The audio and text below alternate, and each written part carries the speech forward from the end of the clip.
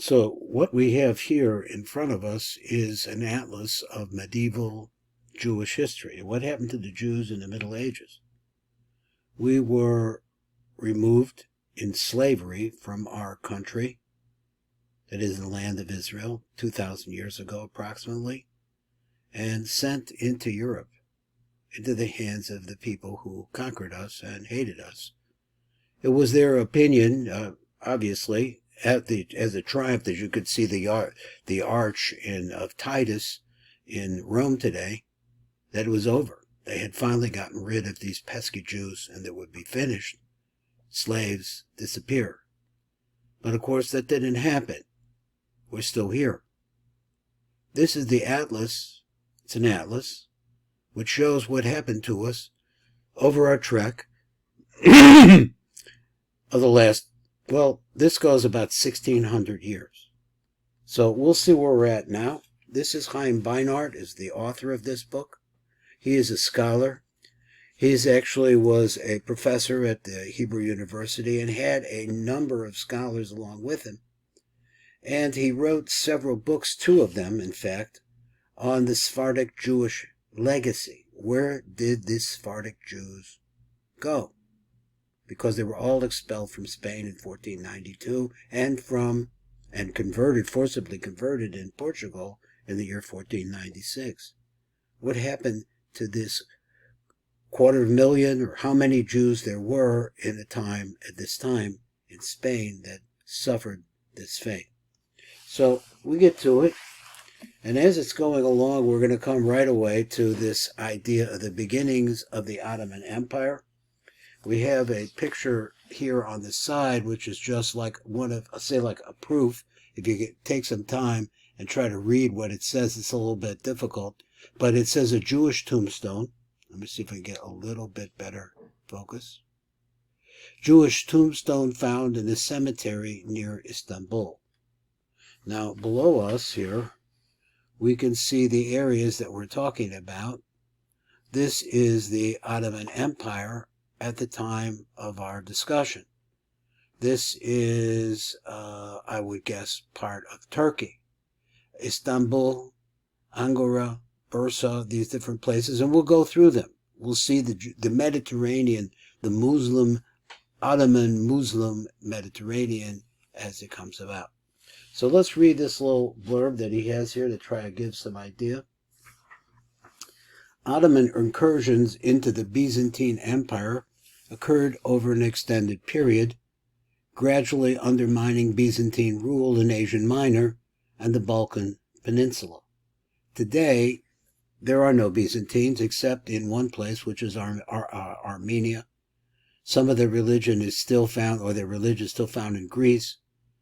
Region upon region was wrenched from Byzantium, and I should add Russia as well, even by Venice and Genoa, which took control over various islands in the eastern Mediterranean. It was in these regions that Jewish life was revived. Now remember that we're going to a period that after the year 1392, there was a tremendous massacre in Spain and the forced conversions of thousands of Jews. The Turks captured Gallipoli in 1354 and Adrianople in 1361. From this point, the way was open to additional conquests in Europe, and the course of the wars between 1361 and 1430 determined the fate of Macedonia, which is the northern part of the Greek peninsula. Salonika held out after being under Venetian rule from 1423 until it was occupied by the Turks in 1430. From that date, the Ottoman Empire became a serious threat to the Christian states of Europe. In the 14th century, there were few Jewish settlements in Asia Minor or in the areas ruled by Byzantium. Byzantium was extremely anti-Semitic. Constantinople had a small Jewish community as well as a Cariot one. The Romaniote, the Byzantine Jews, failed to develop a rich cultural spiritual life under the Byzantines, and after the Ottoman conquest, they integrated with the newly established communities. The fall of Constantinople to Mehmed, who was Muhammad, say, II, he said in 1453, now you're getting closer to the date of 1492, was seen by Jewry as a second fall of Rome. Constantinople epitomized hatred of Jews in all its dreadful manifestations. Its conquest became associated with messianic hopes for the beginning of the redemption, arousing Jews and conversos to leave Spain for the East, the Holy Land and other places under Ottoman rule, in the words of the emigrants, to be taken under the wings of the Shekhinah. Now let's try to understand one little phrase here that we've said before. We'll say it again. Let me find it. He says, arousing Jews and conversos. What does conversos mean? Conversos means converts. Converts to Catholicism.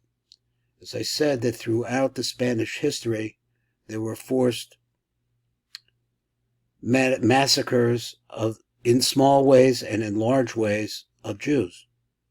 The offer to your life and the cross versus death left a lot of people forcibly converted. They didn't want to be converted, but they were, and they're still part of the Jewish people. These people still exist today. There's lots of conversos around, especially in Latin America. But at any rate, and in Spain as well.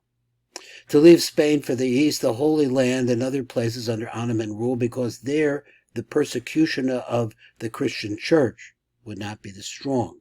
In the words of the emigres, to be taken under the wings of the Shekhinah, the divine presence.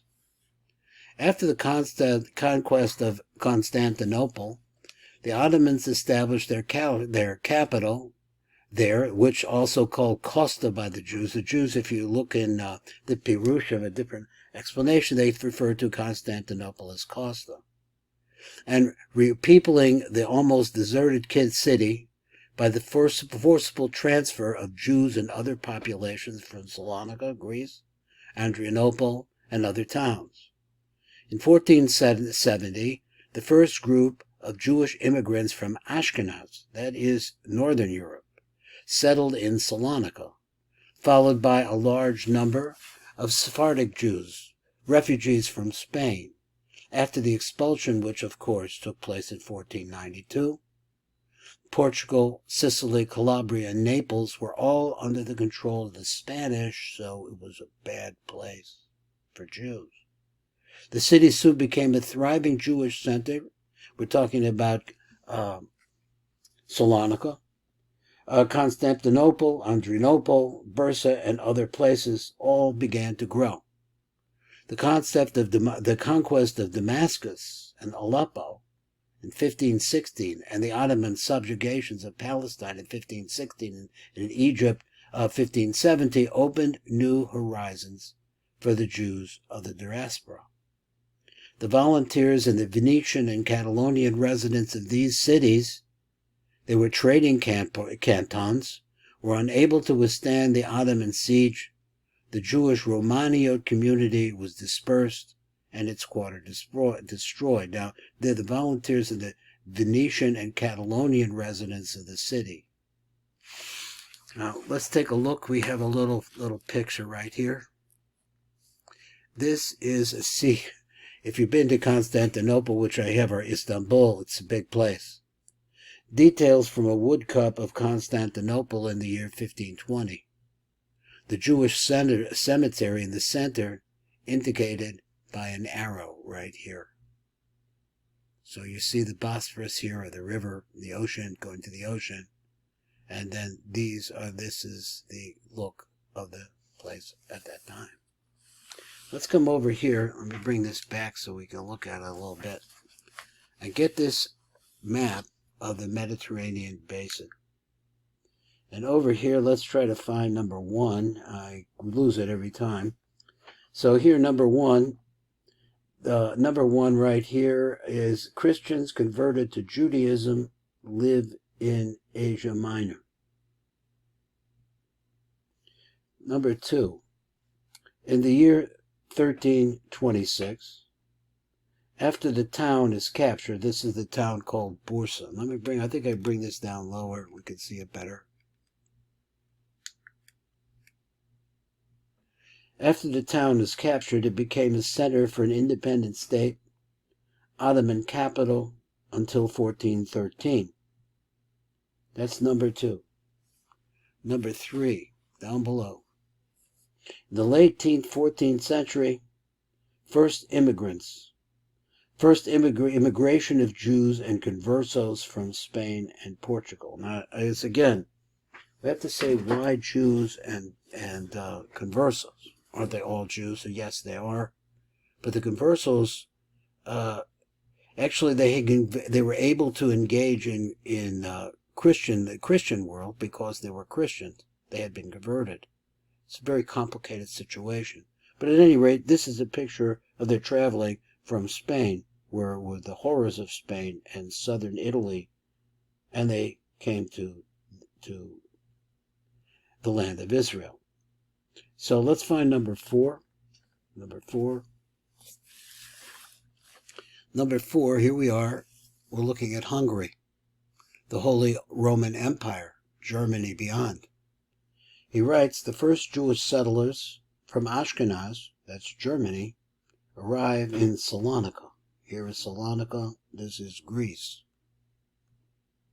Number 5. In the year 1453, Constantinople was captured by the Ottomans. Jews from surrounding towns were transferred here by official order. The Jewish population at this time numbers 100,000. That's a large group. Number 6. After Ottoman conquest, the Karaite Jews, the Karaite community, and leader Eliyahu ben Moses Bashazi, they were expelled. From where? From Adrianople. And that is that. And let's go over to the last drawing that we have. This is the Bosphorus. They call it the Golden Horn here, going out into the ocean. And this is the location of Istanbul, also known as Constantinople. So he writes like this. The first thing, in the 10th location of the Jewish quarter in the 10th and 11th centuries. That's while it was still under Byzantine rule. A little tiny place here. The year 1050 to 1203. There, so that's where, let's see where they're at now, and 1280, etc. I'm not sure exactly what he means, but I think he means to say that they have references to the existence of the community there. Let's look over here and let's get down a little bit closer. It says, after the year 1204, Crusaders capture the city. Jewish quarter is destroyed, ceases to be inhabited. So here we see the Jewish quarter here.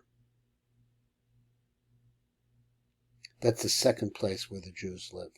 Now there must be another one. Here we are, one there, one here. This is the original places where Jews lived in the city. In the year 1453, the Strait of the Bosphorus, that's right here, is blockaded by 300 Turkish ships. In the year 1453, Turks haul ships overland to circumvent Christian barricade. They bring them around here and attack from the rear. Now, I've seen these some of this on YouTube. Get an idea of what happened over here. In the year 29 January of the year 1453, the city is conquered after bombardment. Jewish community, though, was unharmed. So we have an idea here of what happened in this Mediterranean area at the beginning of the Ottoman Empire. This is Baruch Fleischman. You've been listening to the Tikkun Elevator Kollel, and this is Dr. Chaim Beinart's Atlas of Medieval Jewish life.